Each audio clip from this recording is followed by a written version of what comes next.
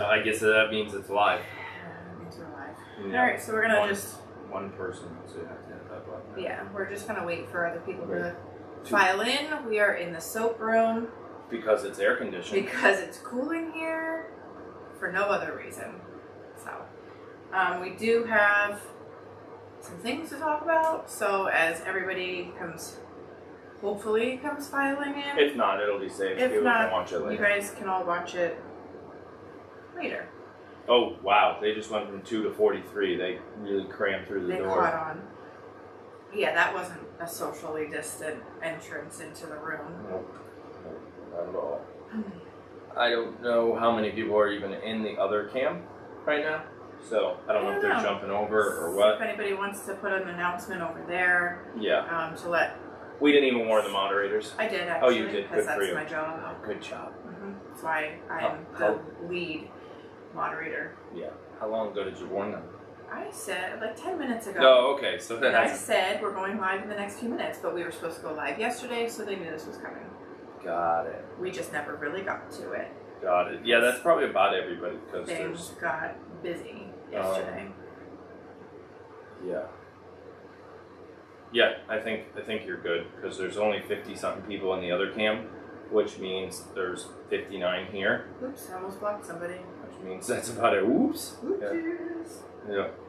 Yeah. So basically, we're just going to start with, we know you guys have picked up on not everything's normal around here. Obviously, it's summer. It's super hot. It's super busy. Lots of construction going on that you guys will see in upcoming videos.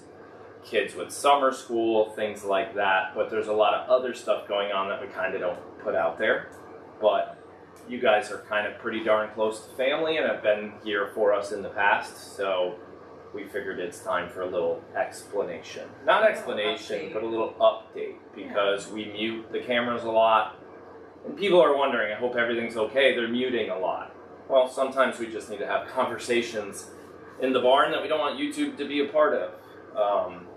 So instead of killing the cameras and going all black, we just mute so you guys can watch but not hear the conversations / arguments / whatever's happening, you know. Well, because that stuff happens. It's real life. And, exactly. You know, stress and tensions are a little high right now. Gosh, where did we start? Last Friday, maybe?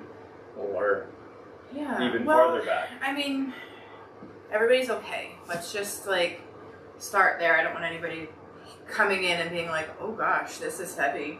Yeah. But everybody's fine.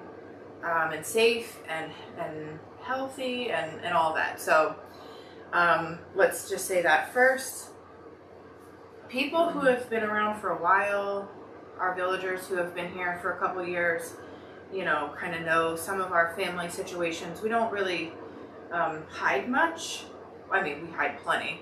But when it comes to like a broad overview of like kind of what's going on, you guys are in our lives daily. So y'all pick up on things when life is a little more different.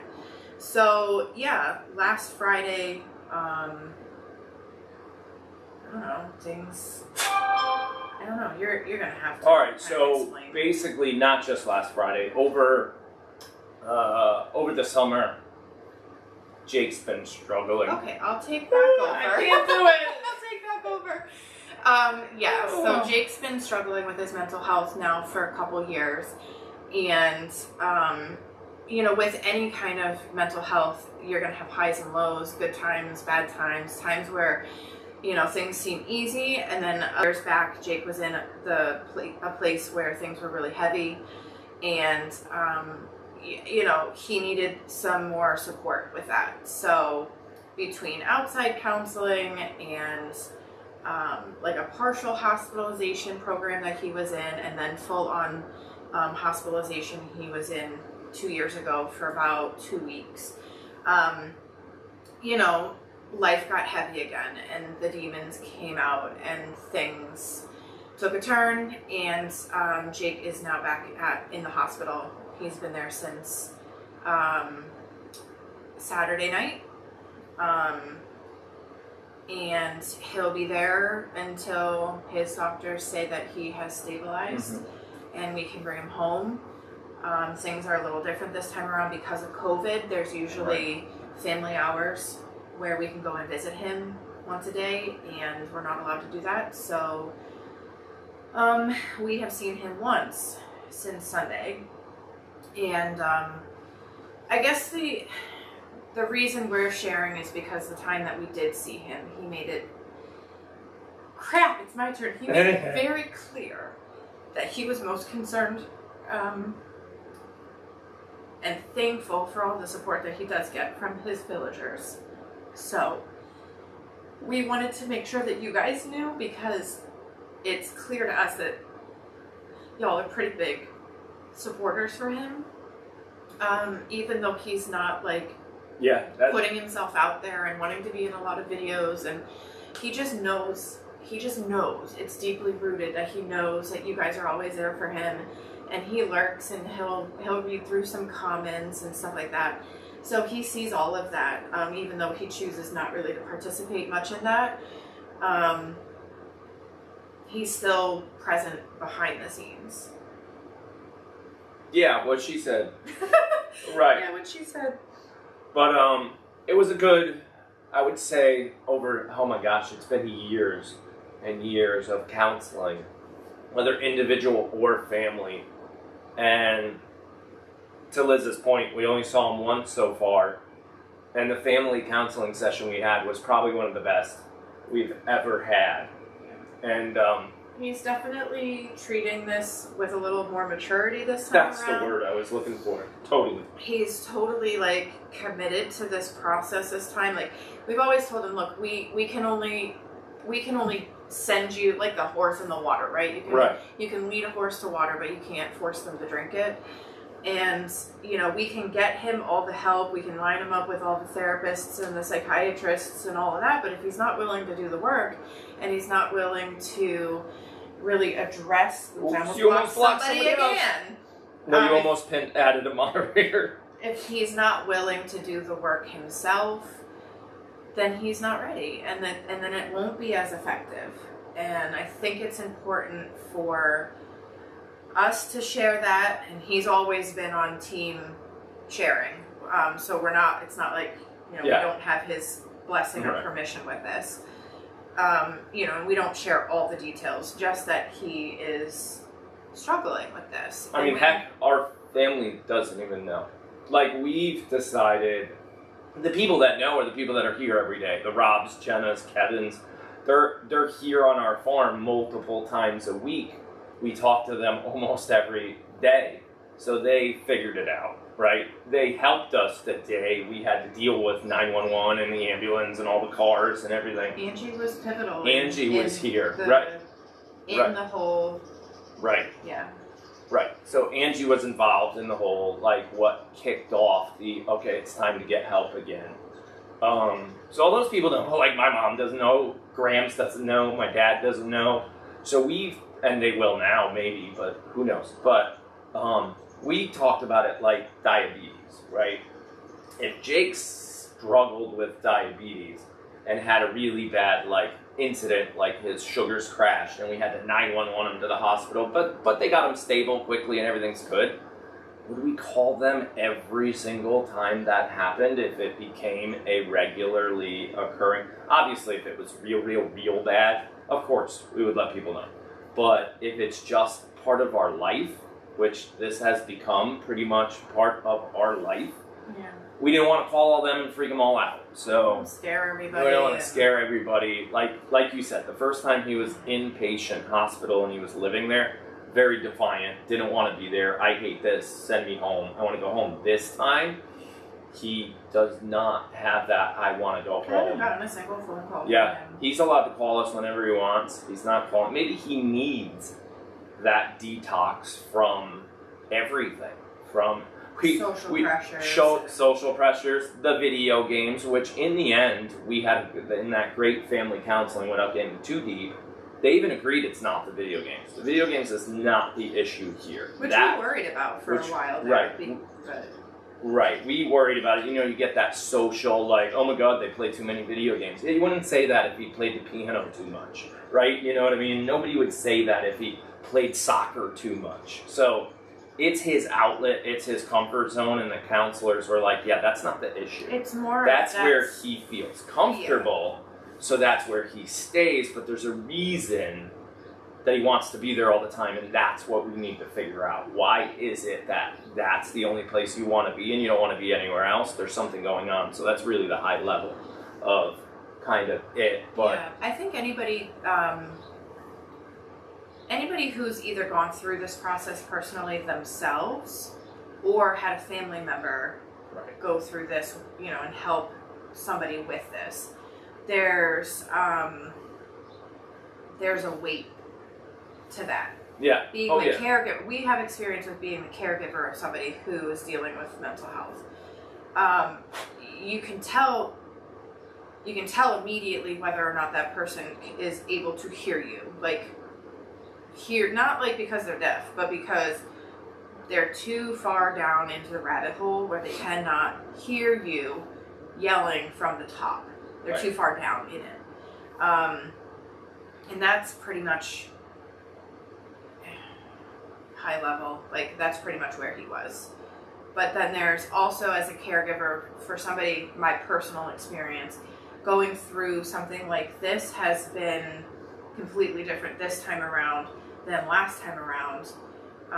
The first time around, you're getting hit in the face with, you know, why does my child not want to live? What did I do? What did I do wrong? Right. Like I effed him up. Right. And then you have to sit with that. Yeah, the first time you took it very personal. Yeah. This time it's because as a mom, personal. you're like, oh my God, I ruined him. Like I must have done something. And then years of counseling for myself, sitting in sessions with him, having those like parent counselor sessions to be like, okay, well then how do we best parent him? Knowing that this is like what he's struggling with. While at the same time parenting 3 other children. Right. Right. And, you know, countless therapists are like, no. Maybe we're back now. We might be back. You tell me, watch it. I don't know, it's blinking. Watch it live. Tell me I am. what it's saying. Oh, we might be back now.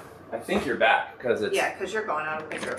We might have had just an issue with our internet. Yeah, it was an internet issue, not a power. But we're going to plug you in just in case. But we won't be here long. We got other things to do. Yeah, but we're good now, though. Definitely. But yeah, going back to, like, anybody who's out there dealing with their, like, a child or a loved one with mental health, the message I was trying to get to, when I went through it the first time with Jake, I personalized everything. I internalized it, like, what did I do wrong? And then years later, I really did start believing what all the therapists and family and friends were saying, like, this isn't about you. You know, not that I was, like, trying to make it about me, but as a mom, like, I think that's your go-to, like, oh my God, what did I do wrong? You know? And, you know, our therapists, Jake's therapists, have always said, like, you have great supportive parents. And she literally stopped me one time and was like, Liz, this isn't you. This isn't anything you did or didn't do. This was going to happen. This is, you could not stop diabetes from coming. You could not stop him being bipolar from coming. Like, that's in his DNA.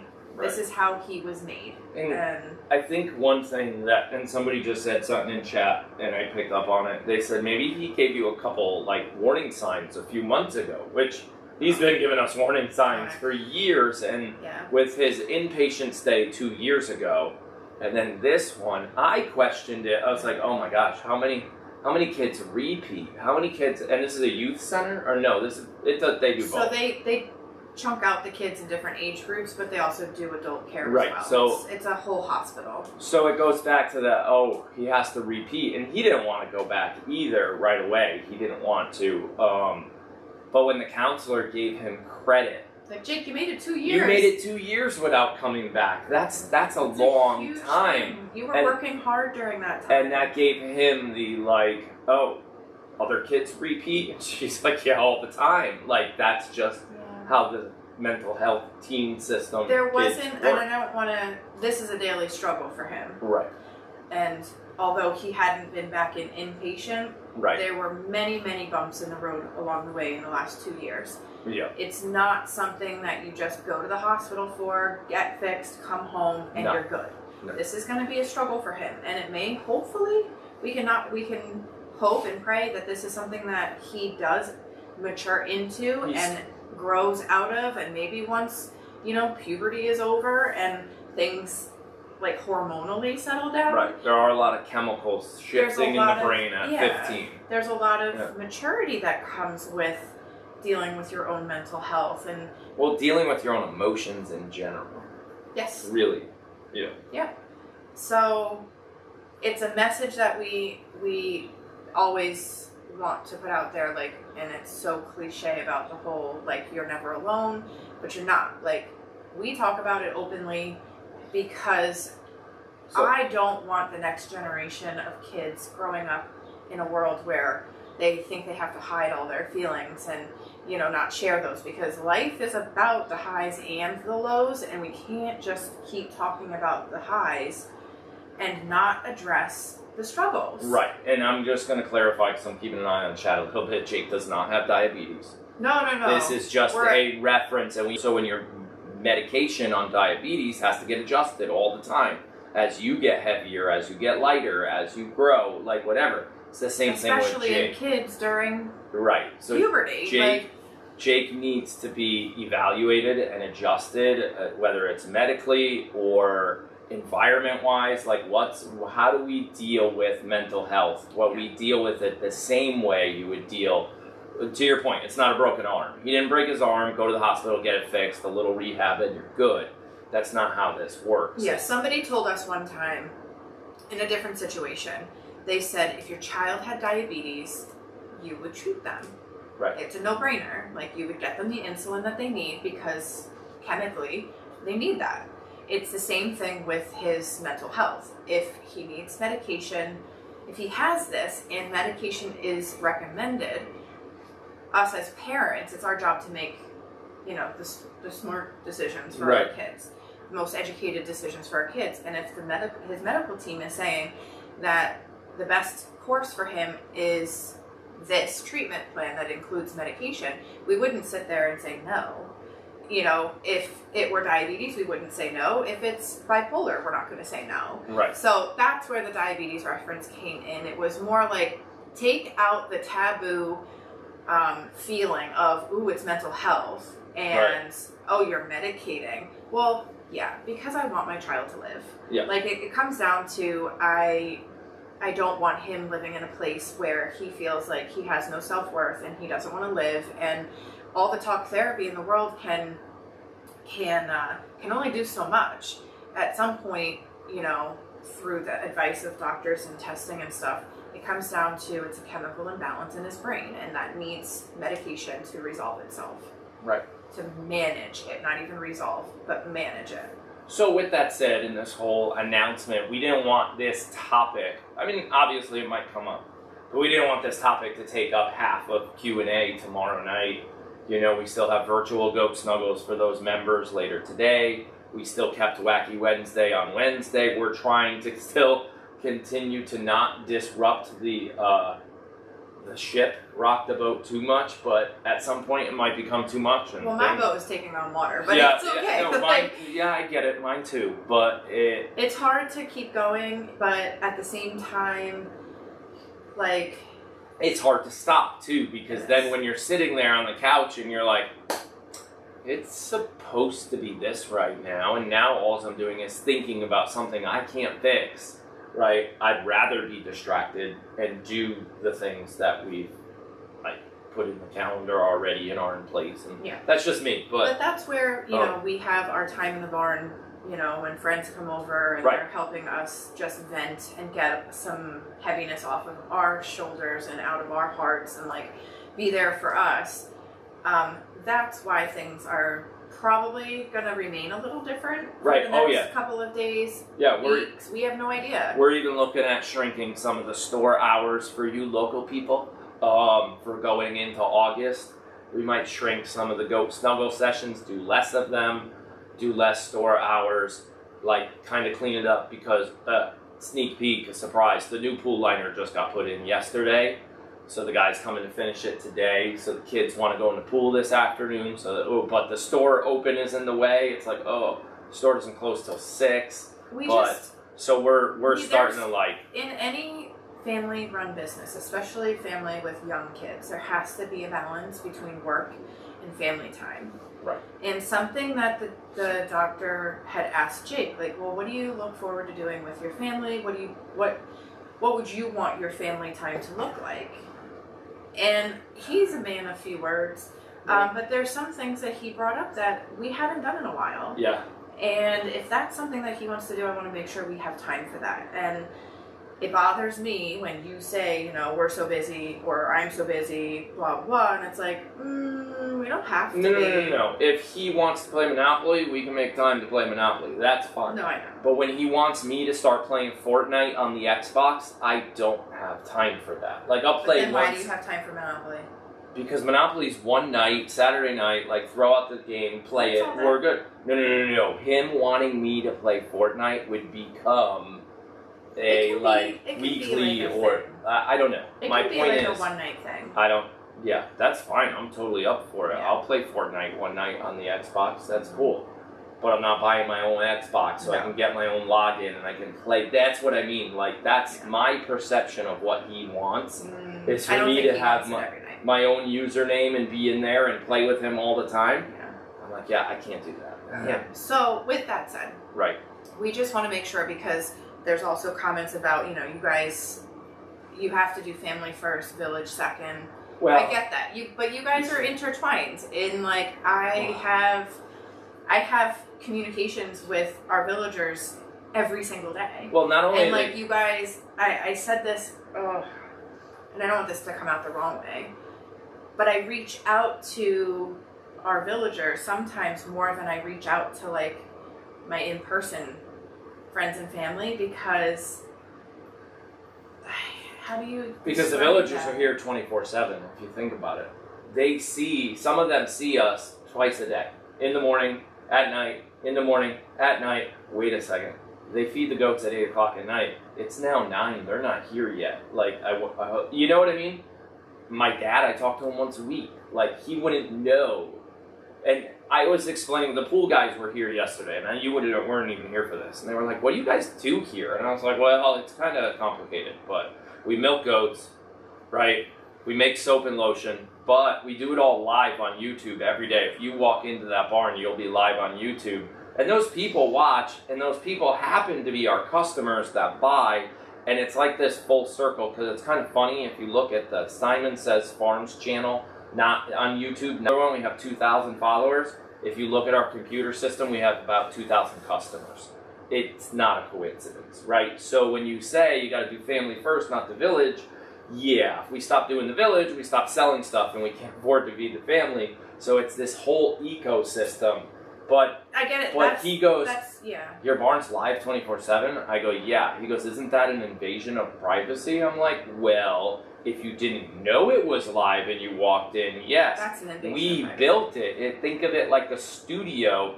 That's goats, and we know when we walk in there, it's live, it's what we did, it's who we are, we've been doing it for years, it's fine for us. But I got the power on my phone to turn it off whenever I want. He goes, oh, that's good. Like, he even knew the value of me being able to turn it off from my phone. But what he doesn't understand is the value of having hundreds of people from all over the world who support you almost unconditionally. Right. And what that does when you are raising a family, and having that network of they're not called the aunties and the uncles for nothing. No. They're not just the aunties and the uncles to the goats. Right. Okay. Our kids look forward to mail and that support and celebration and have them. Speaking of that, Harper's coming to Q&A. Yeah, Harper is coming to Q&A, so hint, hint. Tune in. Come tomorrow night. She's coming to Q&A. That's gonna be epic. But. So there's this interweb of village and family, and it's like this. You can't just stop. Right. You know, you can't just be like, nope, we're not doing that. Like, because we also understand the importance to our villagers' mental health. Right. There's so many people who reach out to us saying, I couldn't do what I do if it weren't for what you're doing. Right. In having a platform where we can talk about this stuff, and it's heavy, and I get it, but everybody, and it's not even just for mental health, it's for, you know, if you're going through something with your family, you know, health-wise, your own health, your own, say you're a caregiver of somebody who's dealing with health issues, somebody who's dealing with mental health issues, you know, there's a platform here where it's almost like it's a like a support group. Yeah, it almost is. It's a two-way street. We already know. I can't believe, did it come up in that counseling or did it come up somewhere else where we said, yeah, the village, you know, our YouTube audience, our community appreciates what we do, but it's a two-way street. Like, we totally, like you guys, they've said it before, like, don't you guys want to do something else other than Q&A on a Saturday night? And we're like, no, actually we don't. It's kind of fun. It's air conditioned, it's comfortable, it's 2 hours of not moving. It's kind of like forced relaxation time. Just it's fun chit-chat. too. It's fun too because I feel like that's a time where we can connect with them. Right. But also like we're having our time too to just talk about the last 2 weeks, like what has gone on, and laugh and like it's a little less. It's not structured at all. Like we don't go into Q&A and have to plan anything. We literally like 2 minutes before we hit the button. What are we talking about tonight? Right. So that's it for this message. That's why we kind of want to get this heavy conversation out there before tomorrow night, because if everybody noticed, we had all the family in the barn the other day. We had Tyler last night. No, we didn't have the whole family there. Well, Jake wasn't there. That's my point. That's where I was going. I wanted them. I guarantee you somebody realized, like, why is Jake not there? It's Tyler's also there. something we've had comments before. Correct. on our page, on videos that you've posted. Like, it'd be really nice if Jake could, you know, Jake and Ty could get out there and help you, or where's Jake? Is the video games really that one really pissed me off. Are the video games really that important where he can't come out and help his father? Yeah. Oh. Yeah, no, you laid into that one. She commented back on that one. Yeah. As much as, and this is, I'm not talking to everybody, but I am talking to everybody, but not directly to one person. As much as we do live stream, there is so much you guys don't know about. Right. And so the assumptions of, you know, you might like to see our kids helping more than they do. Well, you don't see how much they do help behind and off camera. You don't see what they are dealing with off camera. Right. And there are conversations about the level of which they want to participate in our channel. You and me. We started this channel. Yep. They didn't ask for this. Nope. And if they're not comfortable with being on camera, I'm not going to make them be on camera. Right. And that means that I've seen other family vlog YouTube style videos, YouTube style channels, and I'm not calling any of them out, but their kid has become the lead in the videos because that's what the audience wants. It's cute to see the next generation. But is that what the kid wants? And I don't know, maybe it is. As parents, it's our job to know whether that's what they want or not. And, you know, we have those conversations. And so it's not what they want, I'll tell you that right now. No. So it's something that it's like... Quinn, on the other hand, he's going to take over the whole He would take over the whole channel if I let him. Yeah. And it would be hilarious. B-roll the whole time. Yeah. It'd be squirrel moments, all that. Right. But that's, you know, we have a fine line we're trying to tread as parents and YouTubers in a world where we do have a lot of cameras going on our property. They know the moment they come into that barn, we have code words, and everything will stop, and you'll see one of us immediately leave the barn and to take care of, you know, whatever they need at that time. And if they need that camera to be off, it's going off. If they need it muted, it's muting.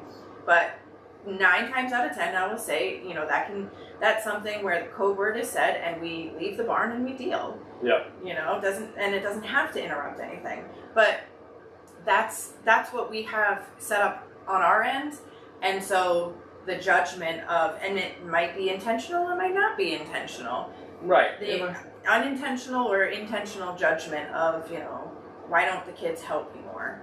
Well, how do you know that at the time that comment was made and the kids were actually still in school taking their finals? I was like, oh, okay, so while you're in the barn mucking out, I should take the kids out of school and skip their finals so that they can help dad, because that's what this person thinks you need more help from the children.